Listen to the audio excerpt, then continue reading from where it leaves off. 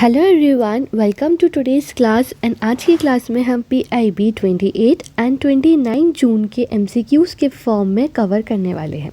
अगर आपने पहले की वीडियोस नहीं देखे हैं तो please go and watch that video in our playlist. तो हम PIB करते हैं in form of MCQs and उसको ईजिली सिंप्लीफाई और एनालिसिस करने की कोशिश करते हैं। So let's start with our first MCQ और first topic for today, that is what is Shakti policy. So first let us see our MCQ and then we will come to our description.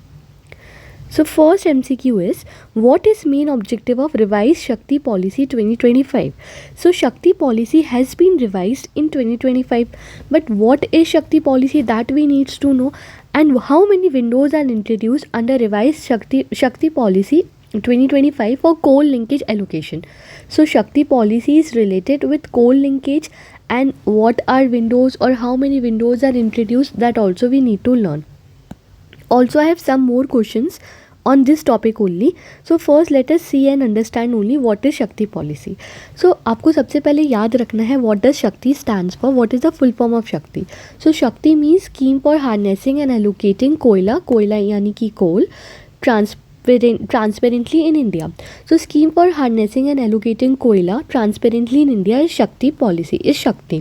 अब इसके full form से ही इसका meaning समझ आ रहा है कि इसका मतलब है कि हमें एलोकेट करना है कोल को ट्रांसपेरेंटली इन इंडिया। तो इसका 2025 में एक्चुअली पॉलिसी को थोड़ा सा अपडेट किया गया है।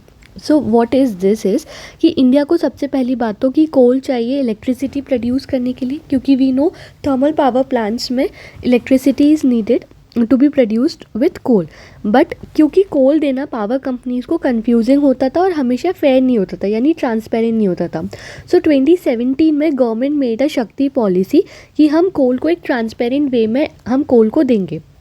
नाउ ये शक्ति पॉलिसी को अपडेट किया गया and it is called as revise Shakti policy 2025। तो अभी हमने क्या किया है, देयर आर 2 सिंपल वेज और विंडोज़ जो हम बोलते हैं टू गेट कोल। मैंने बहुत ही सिंप्लीफाई और बहुत ही ईजी लैंग्वेज में लिखा है so that you understand this what does it means is, तो बहुत ईजिली समझ आ जाएगा। शक्ति पॉलिसी हमने समझा, शक्ति stands for scheme for harnessing and allocating कोयला और कोल ट्रांसपेरेंटली इन इंडिया, एंड ये इट इज़ अ प्रोसेस कि ताकि हम ट्रांसपेरेंटली कोल को एलोकेट कर सकें। नाउ ये 2017 में आई थी, बट 2025 में कुछ पॉलिसी में रिवाइज चेंजेस किए गए। 2 सिंपल विंडोज़ बना दी गई हैं टू गेट कोल। आप इसे ऐसे समझिए जैसे रेलवे स्टेशन पे 2 काउंटर्स होते हैं, वैसे ही 2 विंडोज़ बना दी गई हैं टू गेट कोल। पहली विंडो है for government power companies, that is GENCOs. Generating companies stand for GENCOs. So for government power companies GENCOs उनको कोल मिलता है at official price, that is called as notified price.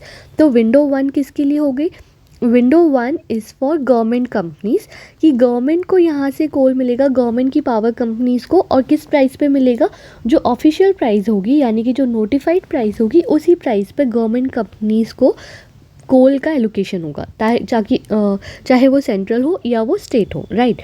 Now window 2 is for any company जो government है या private है।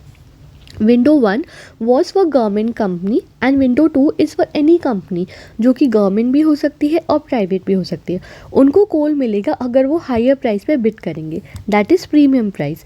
यानी everyone has a chance to get coal, but price में differ. यहाँ पर क्या है कि वो जो हायर प्राइस देगा उसको कोल मिलेगा, that is premium price.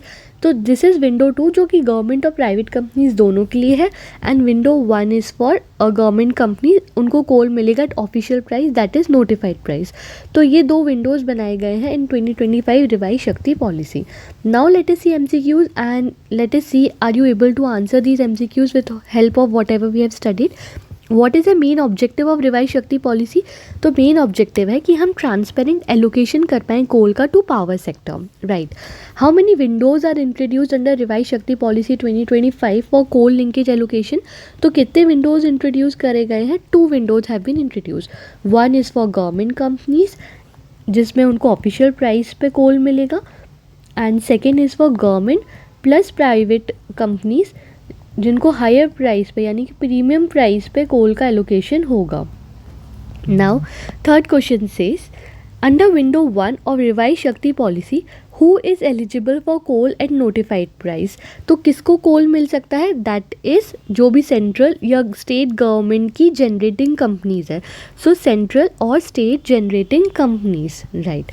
Now under window 2, coal is offered to all power producers at which price, it is offered at premium over notified price. तो विंडो 2 में प्रीमियम प्राइस पे मिलता है, विंडो 1 में आपकी नोटिफाइड प्राइस पे मिलता है. Window 1 is for state and central generating companies यानी GENCOs, and window 2 is for government and private companies.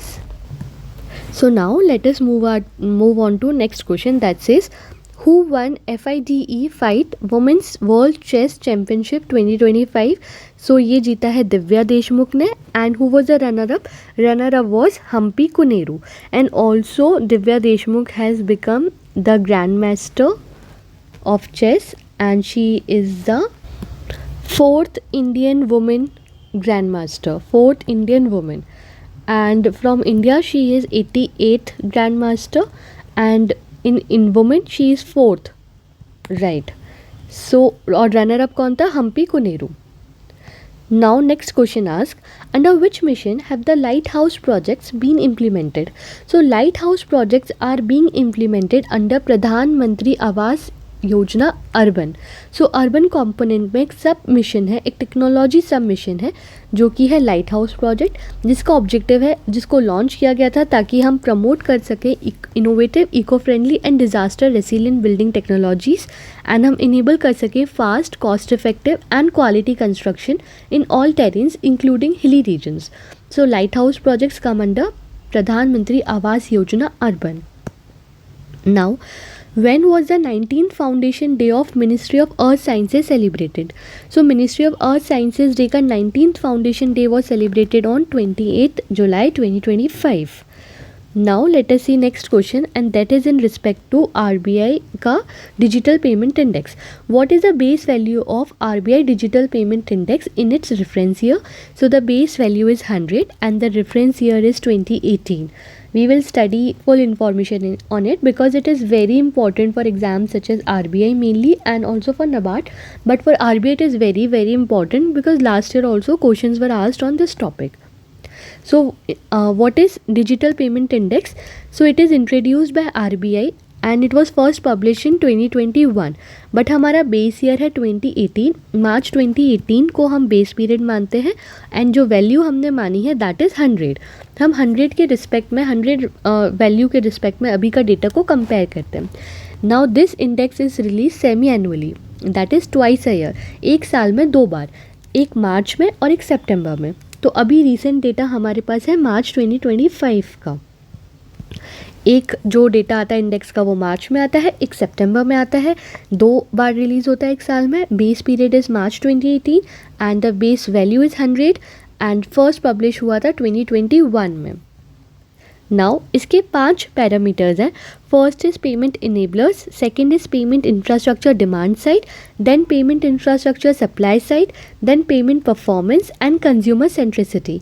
Now do you have to remember all these parameters? Yes, absolutely yes. And आपको इसका wait भी याद रखना है. तो ये दोनों ही चीज़ें बहुत इंपॉर्टेंट है टू रिमेंबर. 5 पैरामीटर्स आपको याद रखने हैं. Payment enablers, infrastructure demand side, then infrastructure supply side, then performance and then consumer centricity. Payment enablers का weight है 25%, infrastructure demand side 10% and supply side 15%. Payment performance is 45% and consumer centricity is 5%. Now हम values देख रहे थे. सो हमारे पास latest data है मार्च 2025 का. तो मार्च 2025 में DPI was 493.22.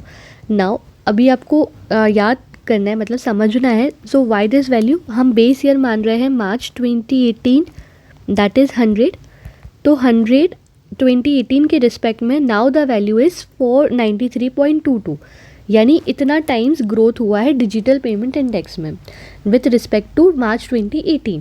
So now the value is 493.22 and in September 2024 it was 465.33 and March 2024 में इट वॉज 445.50. आपको सारी वैल्यूज़ याद रखने की ज़रूरत नहीं है, आप लेटेस्ट वैल्यू याद रख सकते हैं, दैट इज़ 493.22. और आपको याद ये रखना है कि 10.7% ईयर ऑन ईयर इंक्रीज़ हो रहा है ओवर मार्च 2024. सो कितना परसेंटेज इंक्रीज़ हो रहा है year on year? That is 10.7%. So this data is important. Now, let us see our next question that says, what is the current wage ceiling for coverage under ESI Act 1948 as of latest revision? So ESI means employee state insurance. तो employee state insurance act के अंदर जो current wage ceiling है as of latest revision, तो that is 21,000 rupees per month. Let us see some information that says कि जो ESIC है, that is employee state insurance corporation, वो सोशल सिक्योरिटी प्रोवाइड करता है टू एम्प्लॉयज़ इन फैक्ट्रीज जिसमें 10 या 10 से ज़्यादा वर्कर्स हैं that are located in district जो कि सेंट्रल गवर्नमेंट ने नोटिफाई किए. So social security for which employees जिनके 10 या 10 से ज़्यादा वर्कर्स हैं. नाउ एम्प्लॉय का क्राइटेरिया क्या है एलिजिबिलिटी का? अगर वो वेजेस अर्न कर रहे हैं up to 21,000 per month, and अगर वो डिसेबल हैं तो the limit is 25,000 rupees per month. The coverage is extended to both employees and their family members as per ESI Act 1948. और जो लेटेस्ट रिविजन हुआ है दैट इज़ 2017, तो जहाँ पर लिमिट जो है वो 15,000 से 21,000 कर दी गई थी. सो इफ क्वेश्चन सेज कि करंट वेज सीलिंग लिमिट क्या है, तो that is 21,000. Why we are studying this?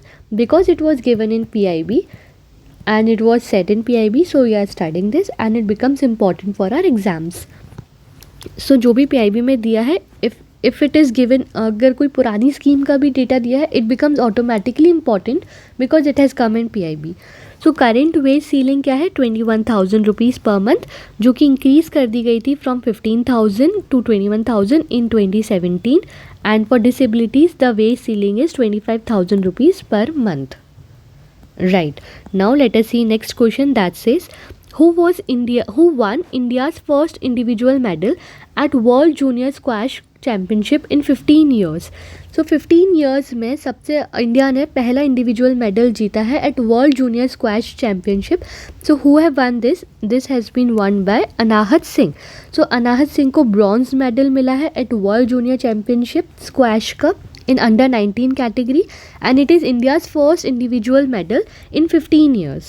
Squash जो है वो ओलंपिक्स 2028 लॉस एंजलिस में डेब्यू भी करने वाला है, यानी स्क्वैश गेम को हम इंट्रोड्यूस करने वाले हैं ओलंपिक्स 2028 में in Los Angeles. Okay, so let us see next question that says, who has been appointed as new CEO of Sansad TV in July 2025? So new CEO of Sansad TV has been appointed as Utpal Kumar Singh. So Utpal Kumar Singh, CEO of Sansad TV. Now, what percentage of public steel procurement is proposed to be reserved for green steel under the new policy? So सब new policies have been made और उसमें बोला गया है कि हमें कुछ public steel procurement करना है, तो कितना परसेंटेज रिजर्व करना है? That is 25%. Now, Shri Meghnad Desai, who recently passed away, was who? So Shri Meghnad Desai का recently he passed away, तो वो कौन थे? वो एक इकोनॉमिस्ट थे. Which scheme has been launched by Ministry of Ayush to encourage research and innovation in Ayush sector? So Ayush sector में जो स्कीम लॉन्च हुई है ताकि हम रिसर्च और इनोवेशन को प्रमोट कर पाएँ, दैट इज़ आयुर्ज्ञान स्कीम. सो आपको ये स्कीम याद रखना है, Ayurgyan scheme. What is the current total crop production in India as reported for 2024-2025?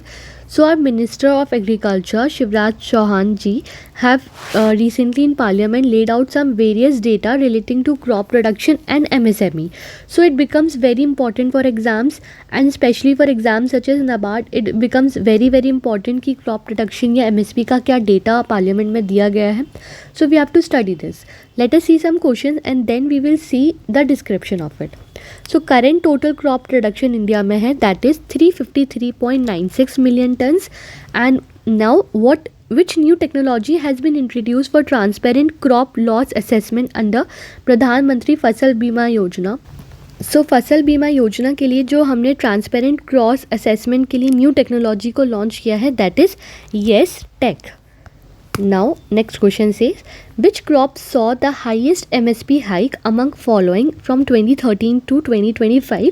So this is also very important. Also, it has been laid out in Parliament this data. So सबसे ज़्यादा MSP hike देखा है सेसेमे ने. तो सेसेमे ने सबसे ज़्यादा MSP hike देखा है from 2013 to 2025. So सेसेमे is the right answer. Now let us see what data was laid out and what we have to learn. So सबसे पहले crop production last 10 years. So total crop production 2013-14 में was 246.42 million tons. अभी जो बढ़ के हो गया है 353.96 million tons. Pulses में 16.38 million tons. It has become 25.24 million tons. Oil seed में इट इज़ 27.51 मिलियन टन्स जो कि अब हो गया है 42.61 मिलियन टन्स. एंड हॉर्टिकल्चर में वो था 280.70 मिलियन टन्स जो कि अब हो गया है 367.72 million tonnes. Also let me make an announcement और just tell you about some more videos. I will bring agriculture current affairs monthly videos for sure. That would be completely based on PIB data, official sources data, Ministry of Agriculture, Ministry of Rural Development data, and everything would be covered month wise. So I would soon start that, and we will start from months that are important for our NABARD exams particularly. So I will soon bring those videos too, जिसमें हम already बहुत अच्छे से जो भी data parliament में दिया गया है, जो भी PIB में दिया गया है, एंड जो भी मिनिस्ट्रीज़ की वेबसाइट पे दिया गया है, and whatever is important we will cover that. Now MSP से रिलेटेड क्या डेटा दिया गया है, this you can read. But I told you कि सेसेमे के केस में सबसे ज़्यादा इम्प्रूवमेंट हुआ है, सबसे ज़्यादा इंक्रीमेंट हुआ है. 4,500 was given in 2013 and now it is 9,846 rupees. This is a repeated question. Yes. So now let us study an important scheme data, that is NaMo drone दीदी. हम पहले भी नमो ड्रोन दीदी स्कीम को कवर कर चुके हैं, but it was given again. So I thought अगर कोई नया स्टूडेंट है and he have not studied, so let us cover again in the detail. So what is the total financial outlay of NaMo drone दीदी scheme? That is 1261 crores. Now let us see information on Namo Drone Didi. So Namo Drone Didi is under Ministry of Agriculture and Farmers Welfare. ये एक central sector scheme है. इसका implementation period है 2023-2024 to 25-26 and इसका objective है कि हम जो एडवांस ड्रोन टेक्नोलॉजी है एग्रीकल्चर में उसके यूज़ को प्रमोट कर पाएँ. It also empower women self help groups and as drone service providers. Now what does it means is कि हम Namo drone Didi, so we are empowering women कि हम उनको ड्रोन सर्विस प्रोवाइडर्स की तरह एम्पावर कर सके ताकि वो जो है अपने लिए अर्न भी कर सके एंड एग्रीकल्चर में भी बेनिफिट हो.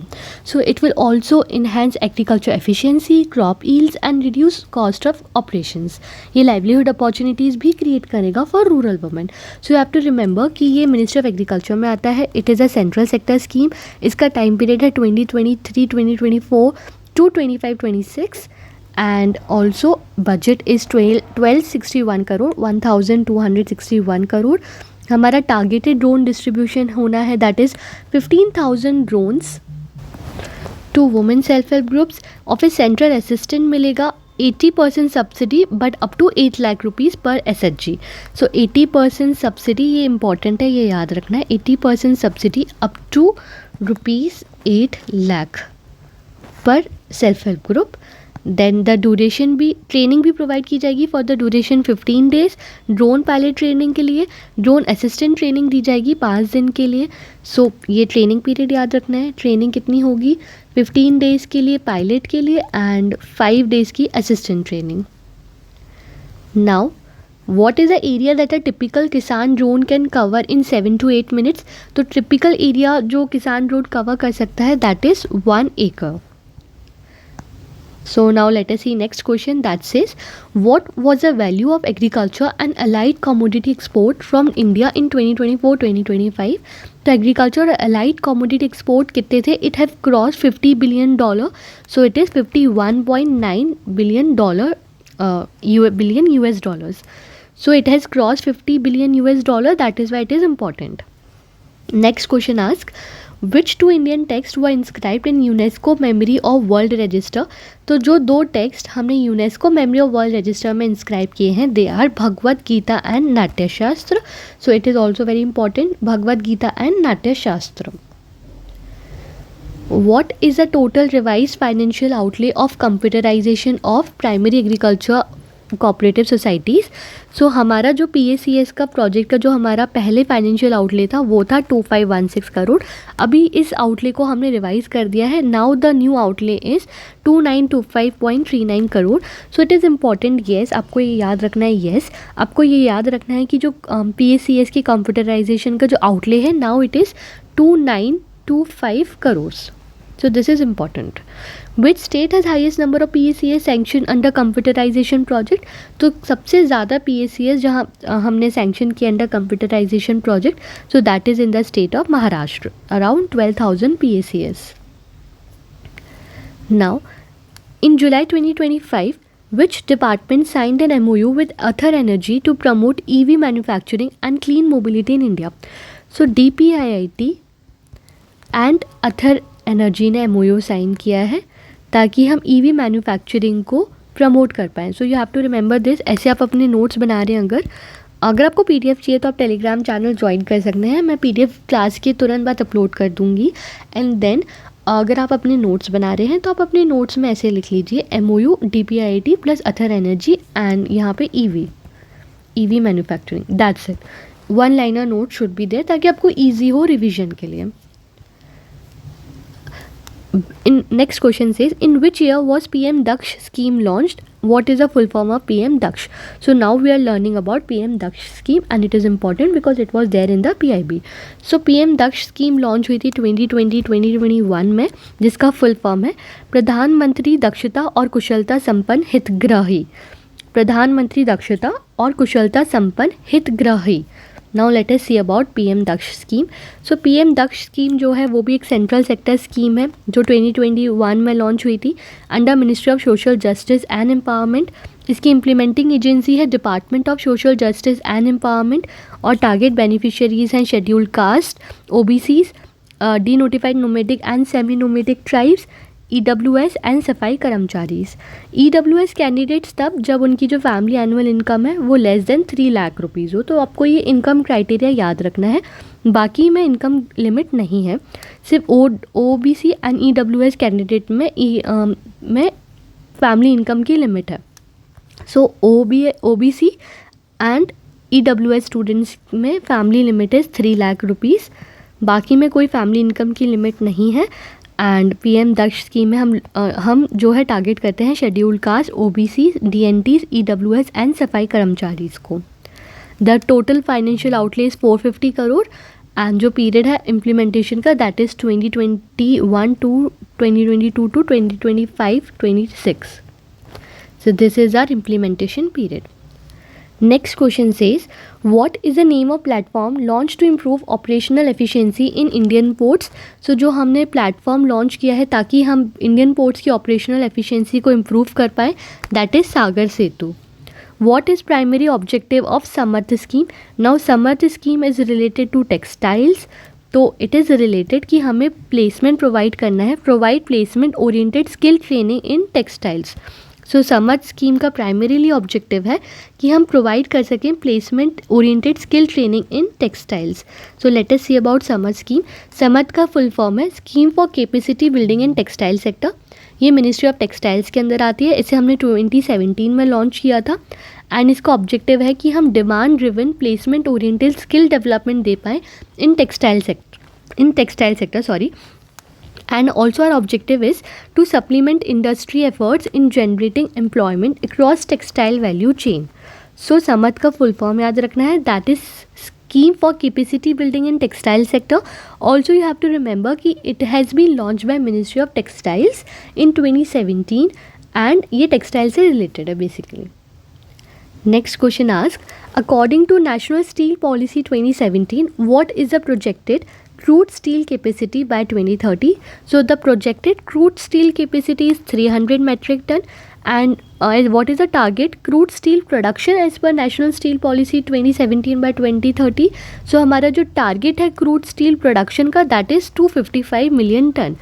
So crude steel capacity is 300 million ton, but target of crude steel production is 255 million tons.